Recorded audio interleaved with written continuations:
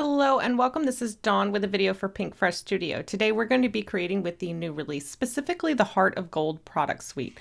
This is a winner in my book. I love these sweet images and anything with a bird on it, I'm in. And today I'm going to be creating this fun pop-up card with glitter accents. Now the Heart of Gold suite has a stamp set, a coordinating die, and a coordinating stencil available. I'm going to be using all three today, and I'm going to use one of the layers of the stencils to add some glittered details. In fact, I think I'm going to use 2 layers. I'm going to start out by stamping my image first. I like to stamp and then do my ink blending with the stencils. It just makes it easier for me to line up the stencils. And I've opted to stamp my images in a mid-tone brown for a little bit softer look. So here's a look at the stencils. You get 5 in this set, and each layer is going to allow you to precisely color each portion of this image. And you could do this in any order that you'd like, but the suggested order is etched in the top of each of these stencils. So this one is stencil 1. This is going to color my lemons and the bird's body here. So I'm just going to line this up over my stamped image, and then I'm using a sticky mat underneath. This will hold my stencil in place while I do my ink blending. And I'll be using the 1/2-inch blending brushes for all of my stenciling today. I'm starting out with limoncello to do the lemons. These are adorable, adorable little images, and you could easily make these limes as well. Here in Florida, we grow Meyer lemons, and they are a deeper yellow to an orangey color. So that's what I'm going to do with mine, and I can easily warm these up just a bit by adding a little bit of Sunkissed to this. So I'm going to go ahead and take some Sunkissed, and I'm just going to bring this around the edges just to deepen up those edges and warm up this yellow a little bit. Now, just because we're using stencils to color these images doesn't mean that we can't still take some creative liberties and really make these our own. You can change it up by just varying the amount of pressure and the amount of color that you apply through the stencil. So you could make these super saturated and solid, or you could lightly build up your color and add in a little bit of depth and shadows by deepening up the edges, like I'm doing here. Now, likewise, you could completely create new colors. So for my bird's body here, I'm using a little bit of waterfall, but it was a little bit brighter than I wanted. I do love this color, and I think it's beautiful contrasting with that lemon color, but I wanted to mute it down just a little bit. So I'm adding a little bit of wisteria over that, and that's going to kind of smoke out this blue just a bit. So here, when we remove the stencil, you can see now it's just a little bit more muted, a little softer. Next, you'll lay down the next stencil, line it up with your image, and then just start stenciling. Now for these leaves, I am going to start off with a little bit of bay leaf, and I'm going to ink blend that lightly. I don't want to go too dark just yet, because remember, I can always build and add more color if I need to, but I can't take it away. And there's an additional layer that we're going to put on top of this later that's going to add a little bit more of a detail layer, which is going to be even darker. So I know that I can start off a little bit lighter and then add more color if necessary. This is just an easy way to get that very soft, almost fairy tale-like look, but also it's fun to go ahead and switch it up and do that super full-on saturated color. You can get a totally different look. So now I wanted to green these up a little bit. That bay leaf is more like a green gold, and I wanted to bring this to more like a true green. So I'm just adding a little bit of eucalyptus over top of that, what was that, bay leaf? Just a little bit of that on top of that bay leaf, and it's going to shift this to more of a true green, but I'm going to leave some of that bay leaf showing at the edges. Again, this is another great way to add a little bit of interest because you're going to get some beautiful color blends, so don't be afraid to try some different color combos. We use that same technique for the bird's leaf, a little bit of that waterfall, followed by a little bit of the wisteria. Occasionally I can raise my stencil to check to see if I've gone dark enough, and if not, I can add a little bit more color. And now we're moving on to the 4th stencil. Now for that 4th stencil, I wanted a very light smoky blue for the centers of these flowers. So just like the bird, I'm going to start with that waterfall, and then I'm going to go over that with a little bit of wisteria. And then for the detail layer of the leaves, I'm going to go in with straight eucalyptus. This is going to be darker and more green than our previous blend, so it's going to show up beautifully. And I'm going to hold off on that last stencil because I'm going to be applying glitter through it. And in the meantime, I'm going to repeat the same process for a second image. All right, now both of those are done, and it is time to add our glitter details. And we're going to be using a combo of the Ranger Distress Glitter and Rock Candy and the Distress Frosted Crystal. Now the Distress Frosted Crystal, it provides a crystallized matte finish to your surface. However, if you overheat it, it becomes sticky and we can use it to adhere glitter. So we're going to go ahead and use that property in our favor here. We're going to lay down the final stencil and I'm going to add a little bit of Versamark to it. Now you can use a sponge dauber here. You could use the sponge applicator, anything that you have on hand. A makeup sponge would work, even your finger. So we're going to pick up some of that Versamark and we're going to apply it through the stencil. I would recommend treating your paper with an anti-static tool of some sort before you do this, or else you're going to get that frosted crystal in places you may not want it, and then your glitter is going to adhere in places you may not want it. Now in this particular image, I wasn't too worried about it. If there was some little extra glitter, I was okay with it because who doesn't love glitter? Especially with this method, because this method traps the glitter and it will not shed.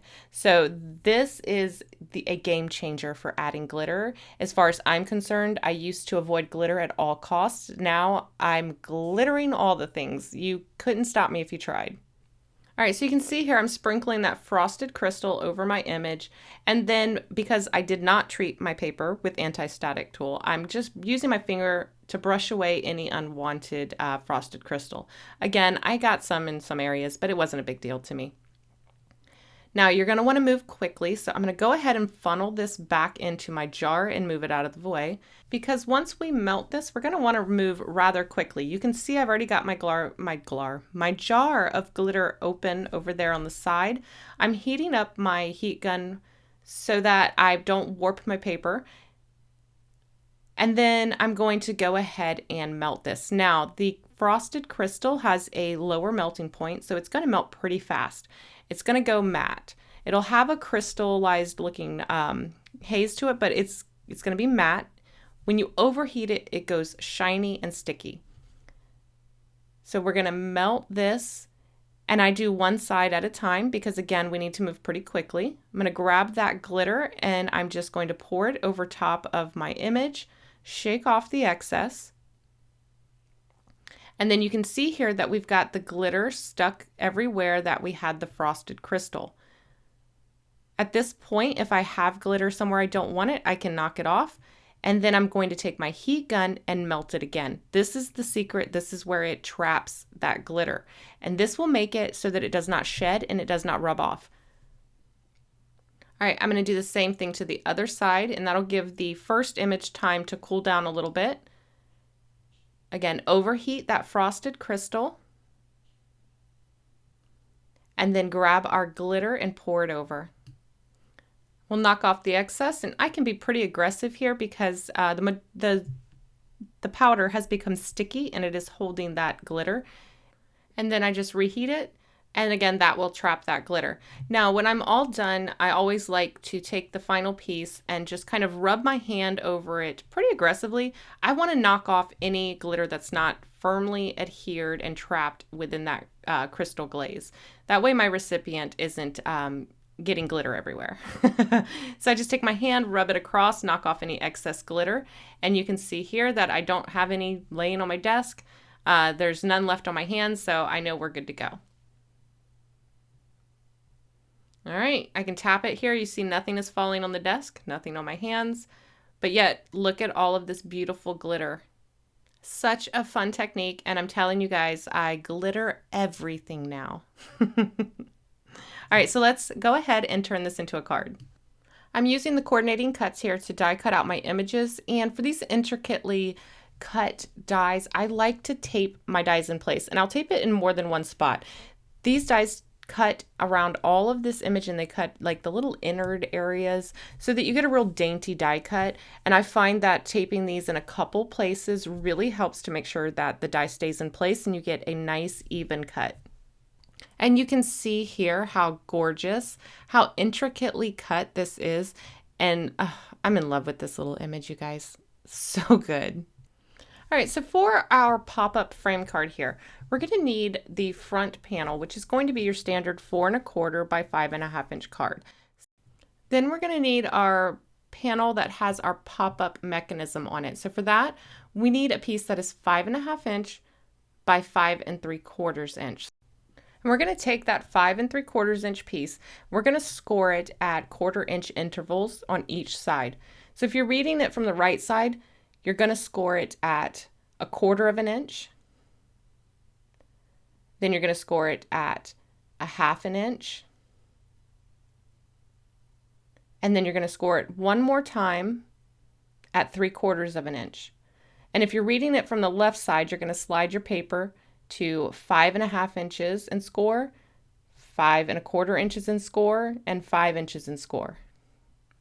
Then you're just going to flip the paper and you're going to do the same thing. Score it at 1/4 inch, score it at 1/2 inch, and then score it again at 3/4 inch. Now this is going to give us like an accordion fold, which is going to be our spring, which is going to create that pop-up effect on our card. And then when you're all done, you can double check that's the gap in between your scores should be 4 1/4 inches. And here's a closer look. You can see our score lines on either side. And again, when we double check it, the distance between those first score lines is 4 1/4 inches. All right, and now it's time to create our frame. For that, we're going to be using the Essentials braided tag die. Now this comes with 3 dies. You can cut the tag base, and you have these 2 other dies in here that you can use to cut detail into the tag. Now you can use 1 or all 3 dies or any combination that you want. So this piece is going to be our background and this piece is our top. So we're going to start with our top. We need to create our window. That's what we're going to use our tag die for. So we're going to go ahead and center this in the middle of our cardstock here. And I'm going to tape it into place and run it through my die cut machine. This is going to give me my window, and I'm going to save this tag for another project. All right, so now that we have our window, we can go ahead and get our placement for our little details that are going to show through inside. So I'm going to line this up, and I'm actually going to tape it into place so that it doesn't shift on me. I just want these to be taped together so they'll act as one unit since they are 2 separate dies. Now you can see here that it's not quite centered on my panel here. I need it to be perfectly centered. So I'm going to move this piece off to the side now, and we're going to line up our back panel with our front panel so that it is perfectly centered. So to do that, I'm going to turn this over. I'm going to line up that panel here with the score lines, and then I'm going to tape this into place. So this is just temporary, but this lets me know that this panel is precisely centered and exactly where it's eventually going to be adhered. So I'll tape that into place like I mentioned. Then I'll flip this whole thing over and line up my detail dies in the center of that opening. Now this detail is going to show through the window, and that's why I need this to be perfectly centered. All right, now that I've got it lined up perfectly, I'll push that tape into place, and then I'll run this through my die cut machine. Another tip here, I'm using very low tack washi tape. In fact, this washi tape has been used a couple of times so that I don't risk tearing my paper here, because we are using this full panel, this full piece, and everything will show. And so if you can use the lowest tack tape possible, that's the best bet. So now you can see all this beautiful detail that that die has cut into this paper. I like to just take my fingers and rub it across this area, and that will help push out all of those extra little bits. Any ones that are stubborn, I'll just use my pokey tool to poke those through, but 99% of the time just rubbing my fingers across it like this helps loosen up and pop out all of those little bits. All right, so now it's time to do our little accordion fold here. I'm going to folded each of my score lines to go ahead and create that little Z fold or accordion fold. I like to use my bone folder to reinforce the fold. So the first one I will fold away from me, and then I will fold towards me, and then for the next one I will fold away from me again. Now this is going to create a pretty shallow little pop-up box. If you wanted it to be deeper, you could make your overall paper a little larger, and you could score at 1/2 inch. Instead of every 1/4 inch, you could do 1/2 inch. And this would give you a larger little spring, and it would cause a deeper little shadow box. Flip it around and do the exact same thing on your other score lines to create your little pop-up mechanism on the other side. All right, so with our folds all reinforced, we have our little pop-up mechanism created. So here you can see when we push down, like to put it in an envelope, it goes flat, and you can see those little springs there on the side. This is going to go right on top of our background here. And again, it'll push down to go in an envelope and pop up when it comes out. All right, so let's go ahead and start putting together our card.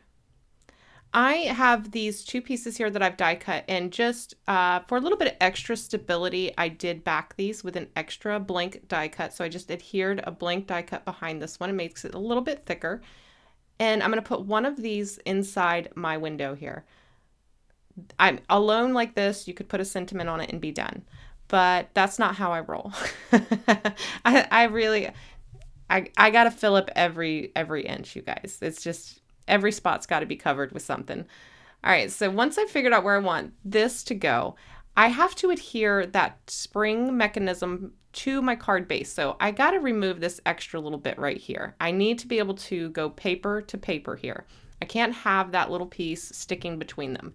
So I'm just going to trim off that little excess, and this will ensure that my springs will adhere directly to my back. And then I will eventually cut off that little piece that's hanging down. I'm going to get my bird situated where I want him. And then now I'm just taking a look at how I can cut apart this other die cut to add some layers here on the top of the window. I want depth and dimension. This is no secret. So I'm going to start by adhering this first one to the back panel with a thinner foam tape. I love to use different thicknesses of foam tape on my projects. Again, it just adds that extra little bit of depth, because one can never have too much dimension, whether it's physical dimension or dimension in your color. I'm going to adhere this directly to the back again with that the thinnest of thin foam tapes. Making sure again that this will clear the sides before I really push it into place. And then I'm going to trim off any excess. And now I need to decide exactly where I'm going to put my sentiment. So I know it's going to float inside of this window, but before I adhere my stuff on top, I've got to make sure that it won't obscure my sentiment. So we're going to go ahead and stamp that out. We're stamping our sentiment in Atlantis. This is a beautiful, beautiful blue. And I wasn't sure exactly what sentiment I wanted to use, so I'm stamping all three of the larger scripty sentiments in this set out, and then I'll use the coordinating cuts to die cut it. Ultimately, I chose the Sending Sunshine and Smiles sentiment. It's going to live about right here. And in order to float that sentiment, I'm going to adhere it to a piece of acetate that I'm going to glue inside of my frame. All right, and in order to glue it inside of the frame, it needs to be a little bit shorter. Remember, we've got that spring mechanism on the back, that little accordion fold. So it needs to be slightly shorter than the 4 1/4. So what I've got here is a piece of acetate that's about 2 inches tall and about 4 inches long. We're going to adhere our sentiment to the acetate, and then we're going to adhere our acetate to the inside of the window. Now you could use liquid adhesive here if you'd like. I like the double-sided adhesive. I've got 1/8 of an inch double-sided adhesive here, and I like it because it grabs quickly.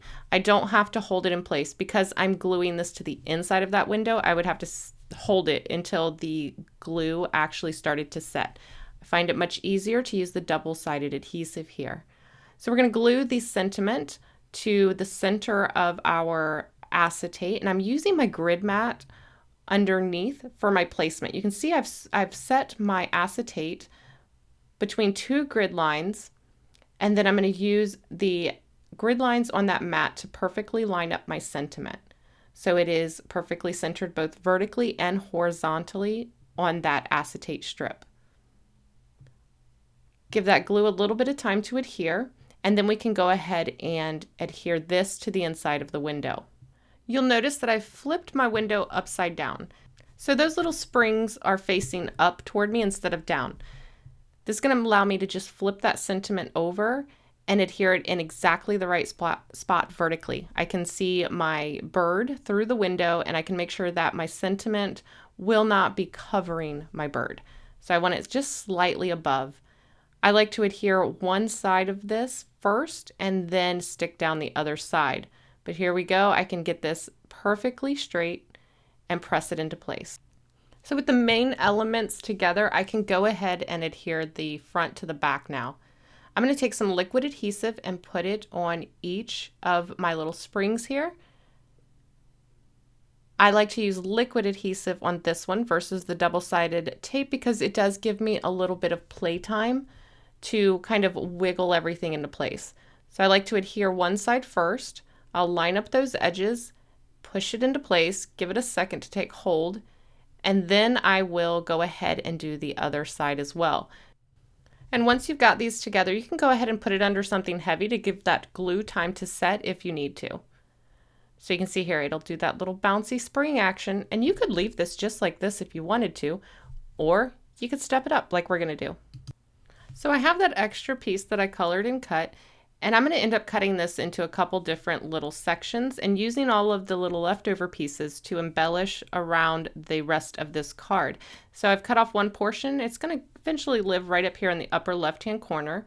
Then I'm going to cut it into another section here. Now there's a lot of different ways that you could do this to make it your own. You could come up with your own layout. I'm actually going to end up using just these little bits of flowers here to tuck on the inside as well. And I'm going to use a thicker foam tape. So even though it's on the inside, it'll be just a little higher than the original bird that we adhered. I'm going to cut off another little segment and add it to the lower left-hand side. And then eventually I will use a leftover segment from this top piece right here. I will use this little piece to adhere over here on the right side. And once everything's in place and dry, I'm going to flip over my card and trim off any excess that's hanging over the edges with a sharp pair of scissors. And that'll finish off the front of the card. You can see here we've got that cute little springy action, but I decided I wanted some color to peek through those little details, right? We've cut them in there, why have it just be white? So I had a leftover little tag here in blue, and I decided to just adhere that over the back there where we had cut out those details. And I really think that this added a lot. I love it so much. It really makes those details stand out. Finally, all we have to do is adhere this to a card base. So I'm going to use some liquid adhesive, and we're just going to adhere it directly to a standard A2 card base. Another option would be to adhere it to the center of a slightly larger card base that maybe you had used an embossing folder on or did some stenciling. That would be really cute too, to have a little center portion that popped up. There are a lot of different options that you could use this technique for. And that finishes our project today. You can see up close here all of that beautiful sparkle that little bit of detail with that glitter adds. I love the targeted application using that stencil. You can also see with the little pop-up mechanisms how our card stands up nicely. It also folds flat to go into an envelope and then pops for the recipient when they open it. I absolutely loved making this card, and I enjoyed using this set so much. If you're looking for any of the supplies, you'll find them linked in the description box below. I want to thank you guys so much for joining me today. If you liked this video, don't forget to give it a thumbs up, and if you haven't already, be sure to subscribe. As always, I want to thank you for watching, and I will see you next time. Bye.